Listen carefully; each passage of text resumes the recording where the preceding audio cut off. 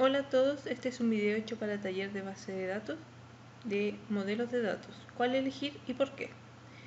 El profesor es Mauricio Bringler, el nombre del grupo 8. Los integrantes son Ricardo Yarzún, Alejandro Ojeda y quien les habla, Yaritza Bustos. Modelo de datos. Un modelo de datos es un lenguaje orientado a hablar de base de datos. Típicamente un modelo de datos permite describir la estructura de los datos, el tipo de los datos que hay en la base de datos y forma en que se relacionan, las relaciones de integridad, que es un conjunto de condiciones que deben cumplir los datos para reflejar correctamente la realidad deseada, operaciones de manipulación de los datos, típicamente operaciones de agregado, borrado, modificación y recuperación de los datos de la base. Otro enfoque es pensar que un modelo de datos permite describir los elementos de la realidad que intervienen en un problema dado y que la forma en que se relacionan esos elementos entre sí. No hay que perder de vista que una base de datos siempre está orientada a resolver problemas determinados, por lo que los dos enfoques propuestos son necesarios en cualquier desarrollo de software. Modelos lógicos. Entre los modelos lógicos más comunes para las bases de datos se encuentran los modelos jerárquicos, los modelos en red, los modelos relacionales, los modelos de entidad-relación, los modelos de entidad-relación extendido, los modelos de objetos, modelos documentales y modelos de entidad, atributo y valor, y por último los modelos en estrella, de los cuales el modelo jerárquico y el modelo de red se clasifican como modelos tempranos.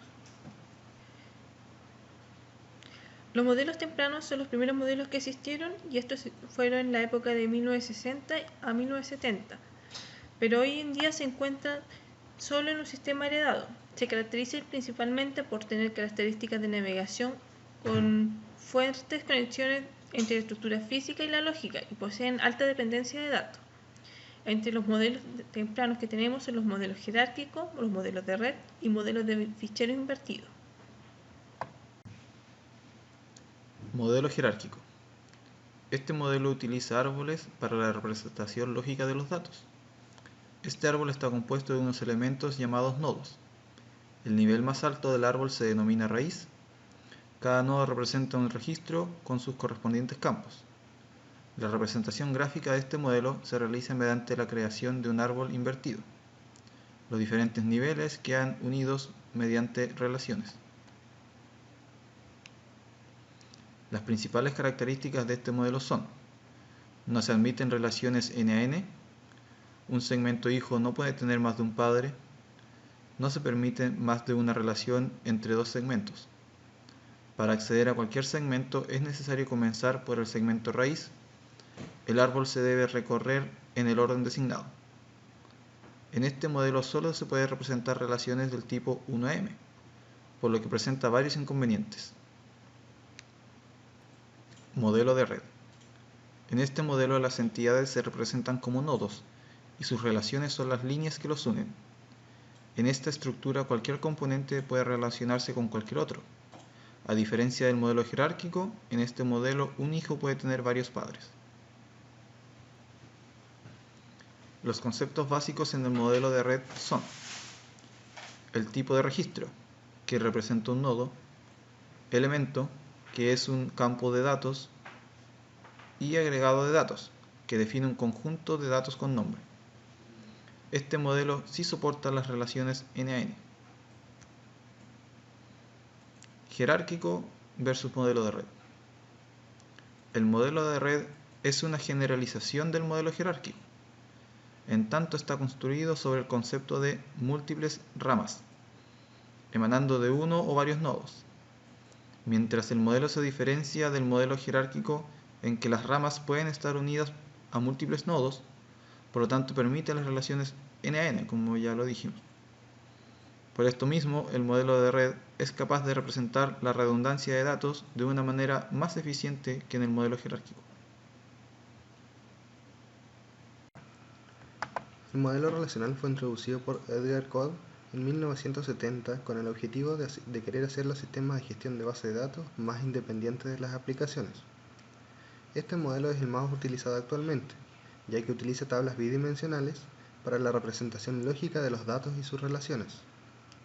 La estructura básica de datos del modelo relacional es la relación, es decir, la tabla, donde la información acerca de una determinada entidad, como un empleado, se almacena en tuplas, que son las filas, y cada una con un conjunto de atributos que van en las columnas. Las columnas de cada tabla enumeran los distintos atributos de la entidad, el nombre del empleado, la dirección y su número de teléfono, de modo que cada tupla de la relación empleado representa un empleado específico guardando los datos de ese empleado concreto. Sus principales características son: una base de datos se compone de varias tablas o relaciones. No pueden existir dos tablas con el mismo nombre ni registro. Cada tabla es a su vez un conjunto de registros, filas y columnas. La relación entre una tabla padre y un hijo se lleva a cabo por medio de las claves primarias y ajenas, o foráneas. Las claves primarias son la clave principal de un registro dentro de una tabla y estas deben cumplir con la integridad de datos. Las claves ajenas se colocan en la tabla hija y contienen el mismo valor que la clave primaria del registro padre. Por medio de estas se hacen las formas relacionales. Los productos que ofrecen un modelo de datos más general que el relacional se denominan a veces postrelacional. Como términos alternativos se incluyen bases de datos híbridas, bases de datos relacionales potenciadas con objetos, entre otros. El modelo de datos de esos productos incorpora relaciones, pero no limitadas por las restricciones del principio de información de Edgar Codd, que requiere que toda información en la base de datos deba ser modelada en términos de valores en relación nada más. El modelo orientado a objetos. En la década de 1990, el paradigma de la orientación a objetos se aplicó a las bases de datos creando un nuevo modelo llamado base de datos orientada a objetos. Este tuvo el fin de reducir la impedancia objeto relacional, la sobrecarga de convertir la información de la representación en la base de datos como filas en tablas a su representación en el programa, típicamente como un objeto. Incluso más, los tipos de datos usados en la aplicación pueden definir directamente en la base de datos, presentando así la base de datos la misma integridad de datos. Las bases de datos orientadas a objetos también introducen las ideas clave de la programación orientada a objetos, encapsulación y polimorfismo en el mundo de las bases de datos. Las bases de datos orientadas a objetos se diseñan para trabajar bien en conjunción con lenguajes de programación orientados a objetos como Java, C#, Visual Basic, .NET y C++. Los ODBMS usan exactamente el mismo modelo que estos lenguajes de programación. El acceso a los datos en la mayoría de los sistemas gestores de bases de datos orientados a objetos se realiza en una forma navegacional, al estilo de los modelos jerárquicos y de red, lo cual obliga al usuario a conocer la ruta de acceso a los objetos. Esto, además de complicar el uso para usuarios no programadores, unido a la necesidad de requisitos indirectos de hardware y software debido al uso de objetos, ralentiza las transacciones respecto al modelo relacional, lo que convierte en muchos casos en algo inaceptable. Las bases de datos orientadas a objetos permiten el almacenamiento de archivos multimedia, ya que un objeto puede ser cualquier cosa. Las bases de datos relacionales no permiten esto, y hay que simularlo guardando la dirección del archivo, con lo que no se garantiza que el archivo exista, almacenando en un campo binario de longitud indeterminada el archivo completo sin capturar la propia base de datos y de qué tipo de archivo se trata.